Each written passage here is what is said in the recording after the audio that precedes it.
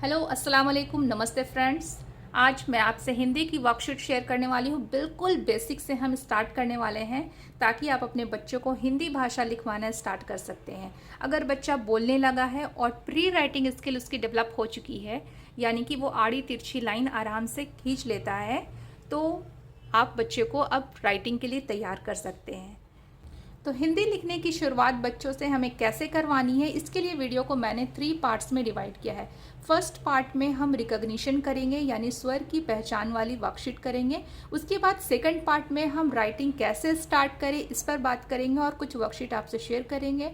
और third part में मैं आपसे कुछ टिप्स शेयर करूँगी ताकि इन फ्यूचर आपके बच्चे का हैंड राइटिंग बहुत ही सुंदर खूबसूरत हो जाए। तो चलिए फ्रेंड्स, वीडियो को शुरू करते हैं। तो सबसे पहली चीज़, हमें बच्चों को रिकॉग्निशन स्टार्ट करनी है। रिकॉग्निशन स्टार्ट करने के लिए सबसे अच्छी चीज़ होती है फ्लैश कार्ड। आपको इस तरह की फ्लैश कार्ड बनानी है घर पर। अब फ्लैश कार्ड के साथ साथ कुछ बुक्स भी हमें बच्चों को इंट्रोड्यूस करनी है जिससे बच्चे रिकॉग्निशन सीखेंगे। बुक्स ऐसी होनी चाहिए जिसमें अक्षर हमारे बड़े हों और पिक्चर्स भी बड़े हों। मेरे पास वो बुक्स अवेलेबल नहीं है इसलिए मैं शो नहीं कर पा रही हूँ। हाँ, इस तरह के जो इंग्लिश के छोटे बुक्स आते हैं, टीनी बुक्स आते हैं, इसको आप इस्तेमाल कर सकते हैं। इन बुक्स के साथ साथ बहुत सारे चार्ट्स पेपर भी अवेलेबल होते हैं। चार्ट से भी आप बच्चों को रिकॉग्निशन स्टार्ट कर सकते हैं। फ्लैश कार्ड बनाने के लिए कुछ चीज़ें हमें ध्यान रखनी चाहिए, जैसे अगर हम जिस पेपर का इस्तेमाल कर रहे हैं वो लाइट कलर की पेपर हो। आप वाइट पेपर का इस्तेमाल करें तो ज़्यादा अच्छा है। दूसरी बात यह है कि फ्लैश कार्ड आपको बहुत ही सिंपल बनाना है, कोई भी बॉर्डर्स या डेकोरेशन इसमें नहीं करना है, क्योंकि बच्चे का ध्यान अदर चीज़ में ज़्यादा जाएगा और ये जो अक्षर है वो उसे पहचानना कम करेंगे। तो उसके पीछे, फ्लैश कार्ड के पीछे हमें ये जो भी वर्ड्स होगा वो उसे हमें लिख देना है। ये वर्ड्स बच्चों के लिए नहीं है बल्कि ये हमारे लिए है, क्योंकि जब हम बच्चों को शो करते हैं इस तरह से फ्लैश कार्ड, तो हमें पता होना चाहिए कि हमने उन्हें कौन सी फ्लैश कार्ड दिखाई है। एनआर यानी कि आ की फ्लैश कार्ड हम उन्हें दिखा रहे हैं। वो ज़्यादा लंबा मैं नहीं करूँगी। फ्लैश कार्ड का एक अलग ही चैप्टर है, हमें किस तरह से फ्लैश कार्ड बनाने चाहिए, कैसे इस्तेमाल करना चाहिए, क्यों यूज़ करना चाहिए, इन सारी चीज़ों पर मैं एक अलग वीडियोस आपसे शेयर करूँगी। उसके बाद बच्चे को आपको वर्कशीट इस तरह से देनी है जिसमें समान वर्ण की मिलान करानी है आपको। और मैं प्रीफर हमेशा करती हूँ कि बच्चे को जब भी आप दें, नीट एंड क्लीन कॉपी होनी चाहिए बच्चे की। अक्षर हमने लिखे हैं वो बड़े बड़े हो, क्योंकि बच्चे ने अभी जस्ट स्टार्ट किया है पढ़ाई करना।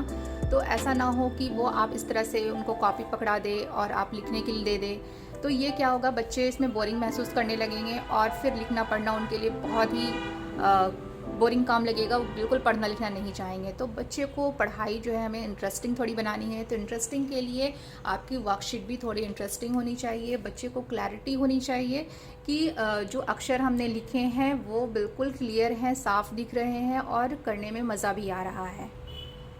बच्चे की अक्षर की पहचान हो जाती है, रिकॉग्निशन होता है, तो फिर आराम से बच्चे मिलान कर लेते हैं। आराम से यहाँ पे मिलान कर लेंगे और इस तरह से आपको उन सारी वर्कशीट आपको पहले से तैयार करके रखनी होंगी। उसके बाद हमें अक्षर की रिकॉग्निशन उसके चित्र के साथ भी करानी है। आ से अनार, आ से आम, इस तरह से हमें चित्र दिखाकर भी रिकॉग्निशन स्टार्ट करना है। उसके बाद हमें कुछ एक्टिविटीज़ बच्चों के साथ करनी है रिकॉग्निशन की। इन सारी वर्कशीट में मैंने कुछ स्टिकर्स का इस्तेमाल किया हुआ है। आप इससे स्टिकर्स अगर ना भी करा रहे हो तो कलर करने के लिए दे। बच्चों को कलरिंग करना बहुत पसंद होता है। इस तरह से आप सारे स्वर के, पहले या तो आपको जो स्वर कराना है वो आप स्वर के सारे वर्कशीट इस तरह से आप बना सकते हैं। ई से इमली, ई से एक। यहाँ पर मैंने कोई भी स्टिकर का इस्तेमाल नहीं किया है, सिर्फ बच्चे को कलर्स करने हैं। ए और ए जो कलर है येलो और ग्रीन, इसमें बच्चे को देखकर भरना है। इस पेज में 3 अक्षर हैं, री, ओ और औ। इस पेज में अंग और आह की रिकॉग्निशन है। अंग को येलो कलर से और आह को ग्रीन कलर से आपको कलर करवाना है बच्चे को। तो इस तरह से बहुत सारी पिक्चर्स आप बच्चे को इंट्रोड्यूस कर सकते हैं। बच्चे के पसंद की भी पिक्चर्स आप बना सकते हैं। अब हम देखने वाले हैं कि बच्चे को हमें राइटिंग कैसे स्टार्ट करनी है। बच्चे ने रिकॉग्निशन कर लिया है, बच्चे को अक्षर की पहचान है, वो रीडिंग कर रहा है, तो अब हम उनकी राइटिंग स्टार्ट कर सकते हैं। तो सबसे इम्पॉर्टेंट चीज़, जब हम राइटिंग स्टार्ट कर रहे हैं तो मेक श्योर कि बच्चे को प्री राइटिंग स्किल बच्चे को आती हो, यानी कि वो इस तरह से जो लाइंस हैं वो आराम से वो बना ले रहा है। Sleeping line, slanting line, standing line, left slanting, right slanting, circle and curve lines, इस तरह से सारी लाइंस बच्चे आराम से बना लेते हैं। तब हमें बच्चों की जो प्री राइटिंग स्किल डेवलप हो जाएगी, तब हमें करनी है बच्चों की राइटिंग स्टार्ट। तो इस तरह से हमें वर्कशीट बनाना है और मेक श्योर कि वर्कशीट जो भी हम बनाए नीट एंड क्लीन हो, और जो अक्षर हमने पहले दिए हैं वो डॉटेड लाइन में हो। बच्चे को हमको डॉटेड लाइन से स्टार्ट करना है, अक्षर बड़े होने चाहिए, क्लियर होने चाहिए। सेकंड चीज़, हमें राइटिंग के लिए कुछ प्रॉम्प्ट्स का इस्तेमाल करना है, जैसे इस तरह के स्टेंसिल्स आप बना कर दें। बच्चों को फर्स्ट राइटिंग के लिए हमें प्रैक्टिस करानी है। राइटिंग के लिए सबसे अच्छा होता है बच्चों की प्रैक्टिस में बच्चे बार बार लिखे, मिटाए, इरेज करें। और हम स्लेट का भी प्रयोग करते हैं, जैसे हमारे पुराने ज़माने में बच्चों को स्लेट पर ही लिखने के लिए दिया जाता था। काफ़ी अच्छा प्रॉम्प्ट होता है ये। स्लेट बच्चों के लिए हमें इंट्रोड्यूस करनी चाहिए।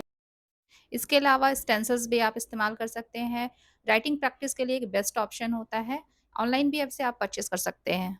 बहुत सारे वर्कशीट भी हमें मिल जाते हैं, लेकिन हमें चूज़ करना है ऐसा वर्कशीट जो अभी हमारे बच्चों के लिए उपयोगी हो। इस तरह की वर्कशीट आपको बिल्कुल नहीं देनी है। इस तरह के वर्कशीट में बच्चे को अभी स्टार्ट नहीं करना है। वो अभी 3 या 4 साल का बच्चा अभी स्टार्ट कर रहा है, तो इस तरह की राइटिंग बिल्कुल वो स्टार्ट नहीं करेगा, बल्कि उसे एक एक अक्षर अभी देने हैं बच्चे को। एक बार जब बच्चा कंफर्टेबल हो जाए इस तरह से लिखने के लिए, तब हमें इंट्रोड्यूस करनी है वर्कशीट, जो हमें बुक्स वगैरह में मिल जाती हैं।